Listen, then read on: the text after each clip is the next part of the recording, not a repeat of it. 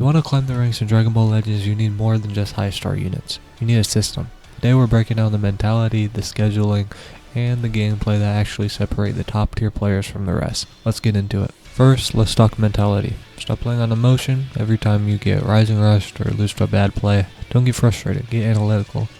Focus on the controllable. You cannot control the game's RNG or your opponent's luck. You can only control your own decision making. Acknowledge the variance. Sometimes enemies will make bad plays that randomly work. It's part of the game, the learning loop. Every match is data. If you lost, find the specific mistake you made rather than blaming the game. If you aren't learning from the loss, you aren't getting better. RP is a grind, but you need to be efficient to avoid burnout and massive point losses. Competition is soft tips between 1 PM and 3 PM PST and midnight to 2 AM PST. That's 1 hour right after daily reset. If you want easier climbs, this is when you cube. Take a mandatory break after 2 consecutive losses. You're already tilted and your decision making will degrade. Set a realistic goal of 200 to 300 RP per session. Slow and steady consistency is how you finish this season in the top tier without losing your mind. Now here's a foundation of high level play.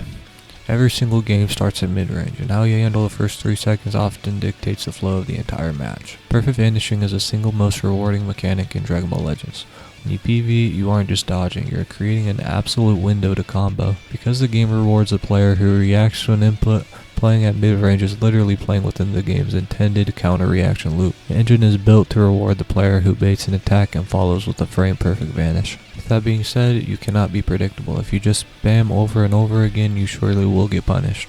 Trip forward for a split second to make the opponent think you're committing to a strike or tap attack. This micro movement often triggers the opponent's panic, strike, or blast. Once they commit to the action, your window to PV opens. If your opponent's also trying to PV fish, you don't have to just wait for them to act. You can take control of the neutral game by utilizing the charge mechanic.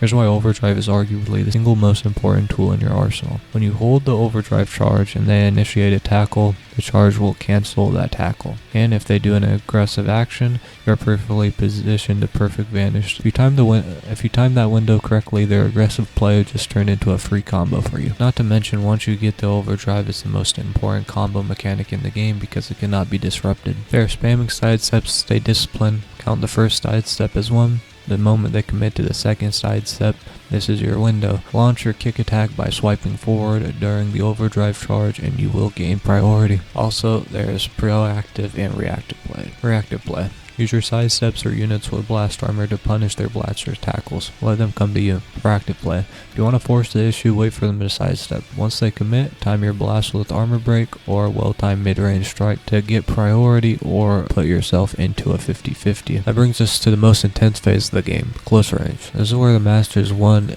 or lost in a heartbeat. When you're right in your opponent's face, you don't have the luxury of distance. You need a mechanic that is fast, consistent, and forces a checkmate. That's where the jump comes in. Do not press your card. Wait for them to sidestep first. The moment they sidestep, you perform your own sidestep. This is the jump, and then you immediately cue your strike card. The sequence is incredibly powerful because it covers 2 critical outcomes. Your opponent tries to cue an attack immediately after their sidestep. Your sidestep ensures you are in perfect position to trigger a perfect vanish. They'll dodge your attack entirely and open them up for a full combo. If your opponent decided to play it safe and cue to vanish, your cued strike card will beat their timing. You'll land the hit, break their rhythm, and secure the priority. Now this is important because every time you vanish and it isn't in PV, you're now at close range. Don't panic, you have 2 primary paths to reclaim the lead. The best play is if you have a strike card ready, switch your character the moment you vanish. This resets your vanish and allows you to initiate the jump sequence we just discussed. Or if you can't switch, don't just master card. You must reactively time their sidestep.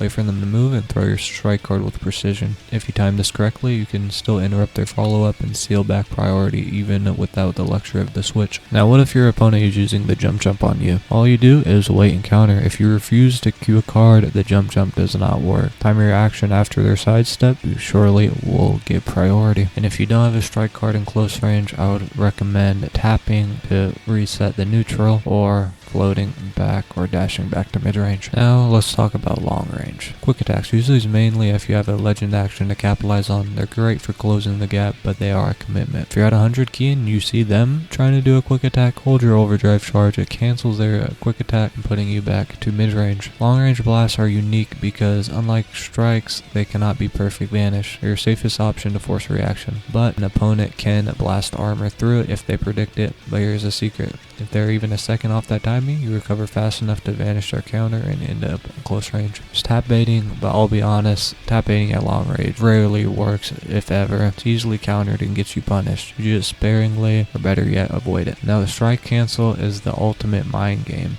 You initiate a strike and cancel it. If they try to attack the moment they see you move, you'll catch them with the perfect vanish and immediately steal priority. But this is a double-edged sword. If they see through the bait, they can perfect vanish you. Only pull this trigger when you have a read on the rhythm. If you apply these rotations and maintain the mental focus we talked about, you're going to climb ranks significantly faster.